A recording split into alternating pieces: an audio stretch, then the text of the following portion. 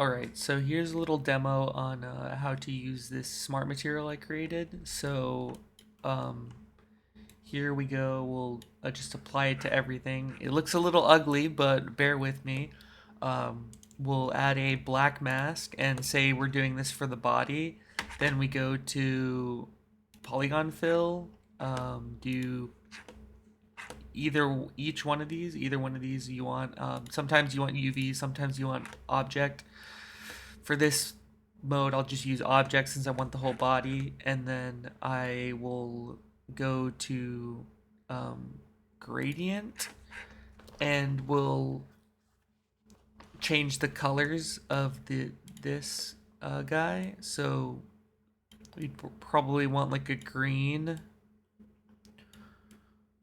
and then I'll do it for one, and then color pick this same one, and then these go black, gray, white. So this one I'll just make a little bit darker, and then this one I'll make a little bit lighter. And then you see we get some like easy color variation in the skin. And then so to do for this, we can then go into this height levels. Usually it's like this, but I crunch it down because this is like way too much. So you have to put a levels to crunch it down. Then you can just like play with how much you want. If you want them like inset, or if you want them like punching out.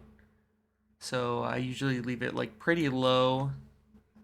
Then we got roughness. So this will show you can go to like this roughness channel, and right here we have like, you can kind of see we have a little bit of gray and wider and then darker.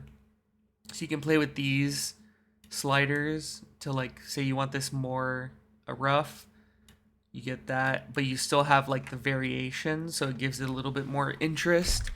And then metal, I have this set to like 0, but you can, if you were wanting a more metallic material, you would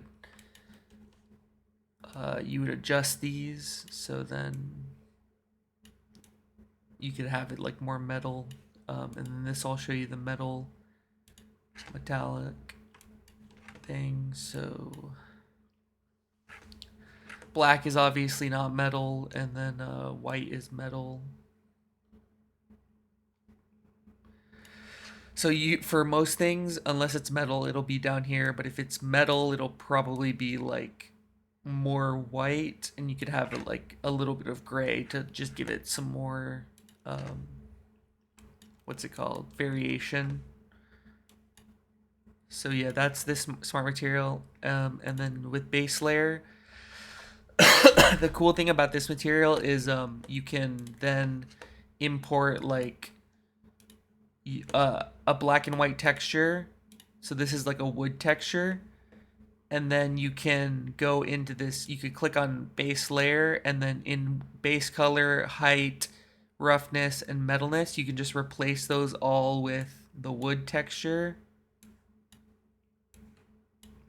and then you get a wood turtle. And then you could just go in and adjust these colors. So I would then get one that color that I like, then go in, make this one a little bit darker, make this one a little bit brighter. And then you can see he's a little bit more like wood turtle. And then you can also play with the tiling. So if you want him to be like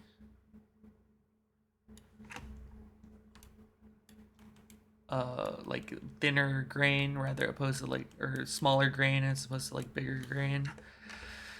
And yeah, so then you have all these, and then you can just adjust them. So if you want more like wood normals, like micro details, you could adjust this height, roughness, you could give them, adjust that, and metallic, no, nothing. But yeah, basically that's what you can do, is you can make black and white images for textures based off of photos. and then just apply them to this base material, and then you can texture based on that. Yeah. And then so if we were to like maybe do another part of this, we would then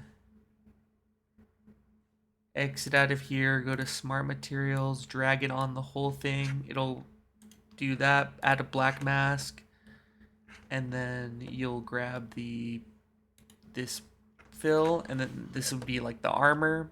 This is here just for like placeholders, so you know you have to switch it.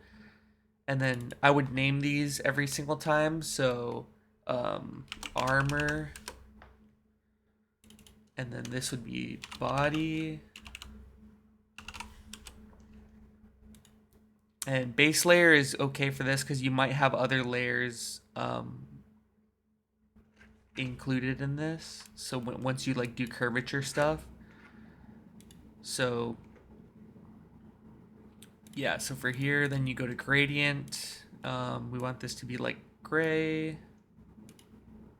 Oops. Oh yeah, and then you color pick. Make this darker. Make this lighter.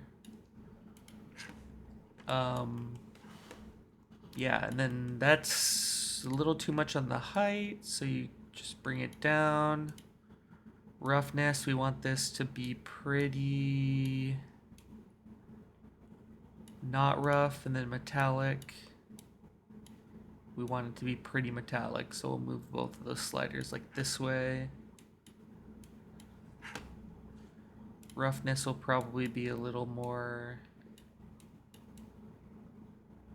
towards the middle. Let's see, yeah, you can just slide it to how you like. And then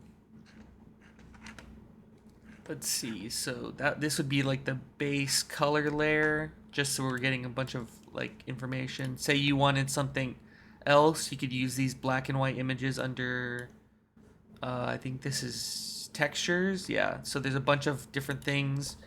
Grunge is pretty good to type in, and you get all these like different grunge masks, and they're all tileable. So like let's try this one. Base color.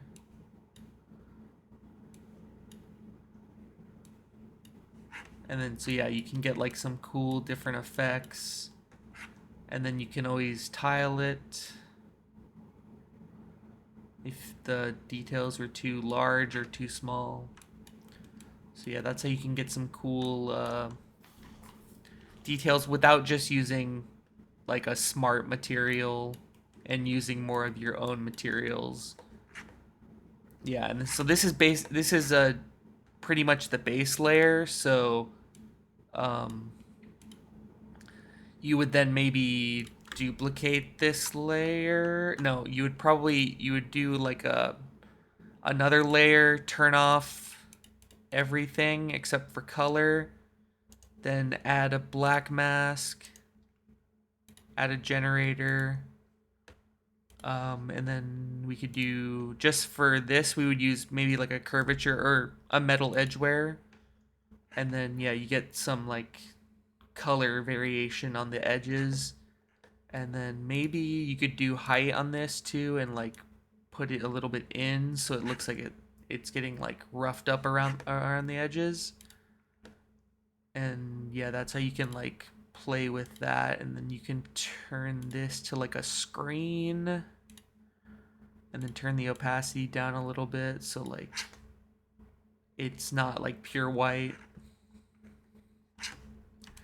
That's how you can get some like cool effects using generators. Obviously, you could dive into using the mask generator. I would say probably more people should use the mask editors because they allow you to have this curvature.